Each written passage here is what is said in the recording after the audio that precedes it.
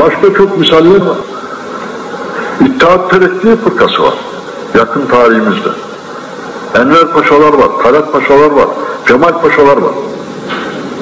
Birçokları efendim bunları çok beğendiler. Efendim çok dürüst adamlardı, doğru adamlardı, şöyle adamlardı. Bak Enver Paşa gitti, Türkistan'da şehit oldu. Ama koca Osmanlı Devleti'ni yıktıktan sonra neye yarar? 1908'de geldi, İttihat Terakki iktidar oldu. Onlar iktidar olduğu zaman Arnavutluk Osmanlı Devleti'ne bağlıdır. Osmanlı Devleti'nin sınırları Adriyatik denizindedir. Rumeli bizim elimizdedir. Selanik, efendim Manastır, Münih, Kosova, hepsi bizim idaremizdedir. Libya ve Çad bizdedir. Yani sınırımızın bir ucu Afrika'nın ortasında, ekvator çizgisindedir. Arabistan, Yemen bizdedir. Yani Osmanlı Devleti'nin bir ucu Hint okyanusundadır. 1908'de.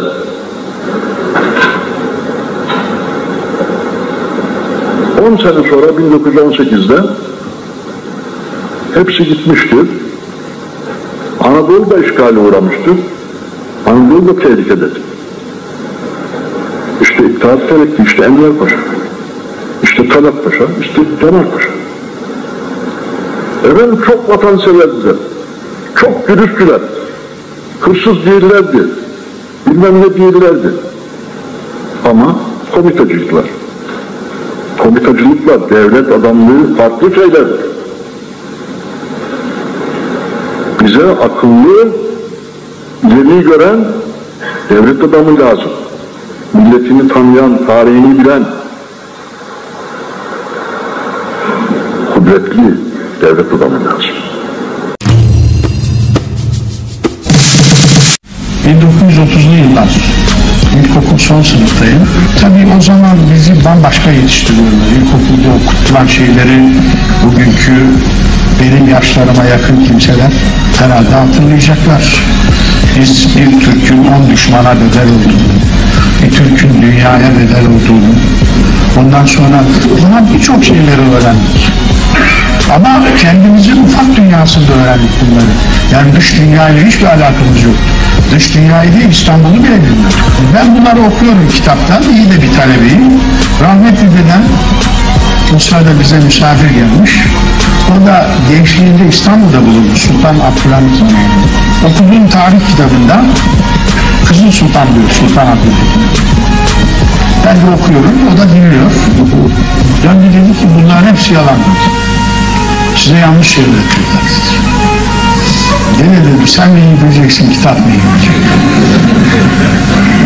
Aradan seneler geçti, yurt dışına gittik. Orada da bazı kitapları dinlemiştim. Orada da bazı bu konularda biraz araştırma yaptım. Yurt içinde ufak tefek, kenarda, köşede, kırıntı gibi gelen o sırada çok sarih değil bilgiler var. Baktım ki dedem haklı. Dedem haklı. Onun üzerine dedim ki yani şu tarihin veya tarihi anlatmanın tersliğine bakın. Bu zata Kızıl Sultan dediler. Devrine bakıldığı zaman hemen hemen hiçbir toprak parçası vermemiş. Siyaseten Türkiye'yi idare etmiş. Ondan sonra bir İttihat Terakki gelmiş. Birlik ve gelişme. Öyle mi? 1918'de koskoca imparatorluk bozuk para gibi harcanmış. Doğru mu? Şimdi birisi Kızıl Sultan, öbürleri Milliyet Kahramanı. Öyle mi diyor?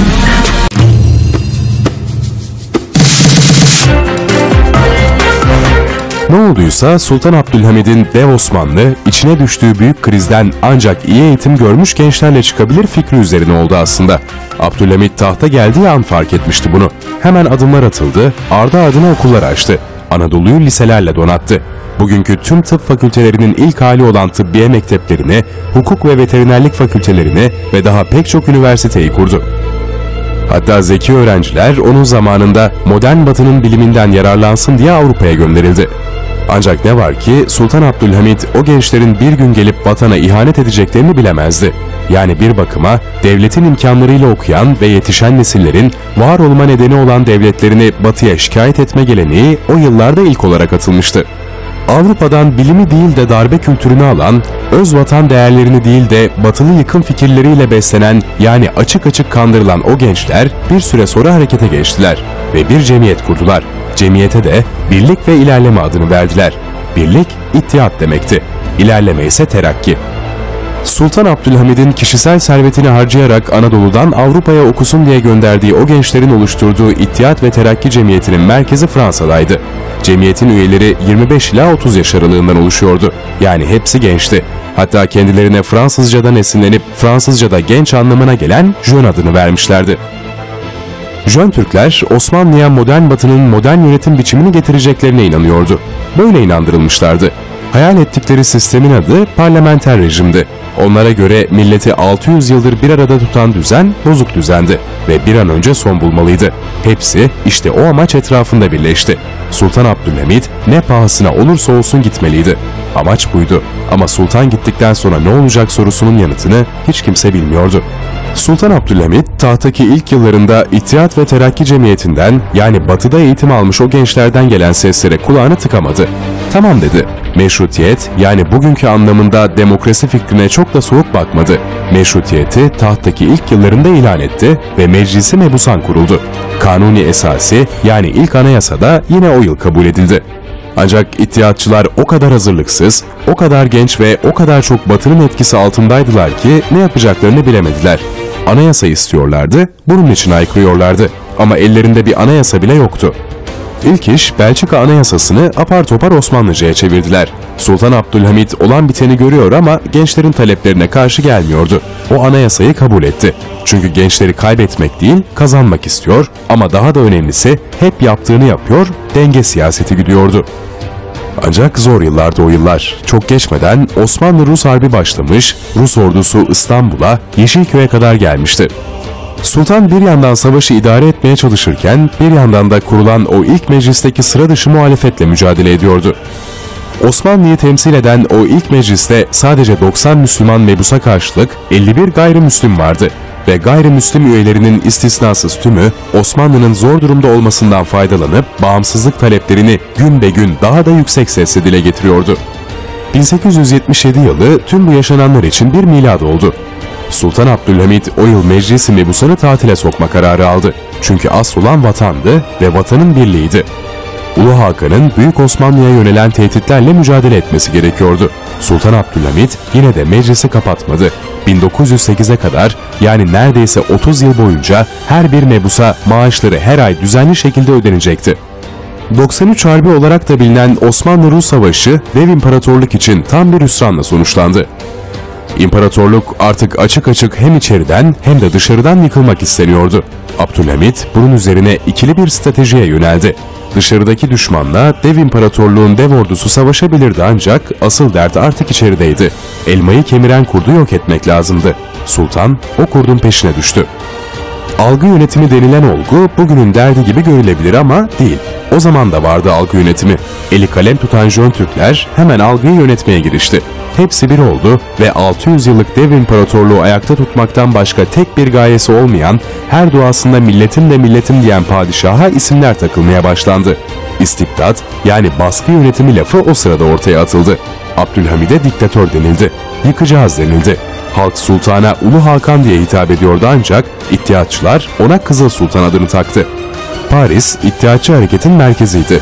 1902 kongresiyle birlikte artık o başkent merkez unvanını resmen aldı. İttihat ve Terakki'nin o kongresinde cemiyetin siyasi liderliğine Talat, askeri liderliklerine ise Enver ve Cemal Paşalar getirildi ve bir de slogan üretildi. İttihatçılar Fransa'dan çok etkileniyordu. Sloganlarında Fransız devriminden de hareketle hürriyet, müsavat, yani eşitlik ve adalet kelimeleri öne çıkarıldı. Ama ilginç gelişmeler de oluyordu. İttihatçılar dönemin en güçlü Mason localarından olan Carbonari'nin yapılanmasını kendilerine örnek seçmişti. Yani cemiyete özel bir yeminle ve törenle girilebiliyor, herkes sır tutuyor, kimse üyelerin isimlerini bilmiyordu. Herkesin bir numarası vardı. İşte içinde bol bol slogan barındıran o cemiyet kısa sürede büyüdü. Sultana muhalefet eden kim varsa o cemiyete üye oldu. Ve buna Abdülhamit Han'ın yeğeni Prens Sabahattin de dahildi. Prens Sabahattin'in katılımıyla İttihatçılar artık iyiden iyiye güçlenmeye, hatta Mason localarından da aldıkları destekle büyümeye başladı. Yani Batı oyununu kurmuştu. Dev imparatorluğun işi gitgide zorlaşıyordu. Bir yandan dergiler ve gazeteler basılıyor, ülke içten içe padişaha karşı kışkırtılıyordu. Bir yandan sokak ortasında gazeteciler öldürülüyor, bir yandan da özellikle Balkanlarda İttihatçıların komitacılık adı altındaki faaliyetleri yayılmaya başlıyordu. Padişahın bir zamanlar ilim öğrensinler diye batıya gönderdiği isimler komitacı olmuştu. Yani Jön Türkler dağa çıkıyor, silahlanıyor ve devlete kafa tutuyordu. Bu terördü. Sultan Abdülhamit 1905 Temmuz'unda bombalı bir suikastten kıl payı kurtuldu ve artık Büyük Dünya Harbi de kapıdaydı. Sultan Abdülhamit, İttihatçıların ısrarlı meşrutiyet isteklerini 1908 Temmuz'unda bir kez daha kabul etti. İkinci kez meşrutiyet ilan edildiğinde artık orta yaşı aşmış olan İttihatçılara göre her şey çok daha kolay olacaktı. Daha doğrusu en büyük hayalleri buydu. Ama aradan geçen onca yıl boyunca biri dahi sonrasını hiç düşünmemişti. Çünkü yerleştikleri batı başkentleri sanki gözlerini kör etmişti. Onların hayal edemedikleri tüm gerçekler 2. Meşrutiyetin ilanından hemen sonra devreye alındı. 31 Mart vakası 2. Meşrutiyetin ilanından sadece 9 ay sonrasında gerçekleşti. Bu bir darbeydi ama İttihatçılar şoktaydı. Evet, Abdülhamit gitsin istiyorlardı ama bunu bu kadar da hızlı beklemiyorlardı. Sonrası çorap söküğü gibi geldi. Balkan çetecilerinin de desteğini arkasına alan Mahmut Şevket Paşa komutasındaki ordu, isyanın 11. günü İstanbul'a girdiğinde önüne çıkan kim varsa ya kılıçtan geçirdi ya da idam sehpalarını kurdu. Sultan Abdülhamit de açık hedefti artık. Sultan ve ailesi bir gece Yıldız Sarayı'ndan apar topar alındı, Selanik'e sürgüne gönderildi. Ve o günden sonra geriye ne bir imparatorluk kaldı ne de milyonlarca kilometre kareye hükmeden dev bir toprak parçası. 3 kıtaya hükmeden Osmanlı, Ulu Hakan yıkıldıktan birkaç yıl sonra Anadolu'ya sıkıştı. İttihatçılar, birlik ve ilerleme sloganıyla çıkmışlardı yola. Özgürlük ateşiyle yanıp kavruluyorlardı. Jöndüler, yani gençtiler ama üst aklın kendilerini yönetmesine izin verdiler. Ve dev imparatorluğu, o günkü adı Tetiş, bugünkü adı terörle yok ettiler. Ve arkalarında gelecek 100 yıl boyunca bitmeyecek bir alışkanlığı, karanlık, kapkaranlık bir mirası, darbe geleneğini bıraktılar.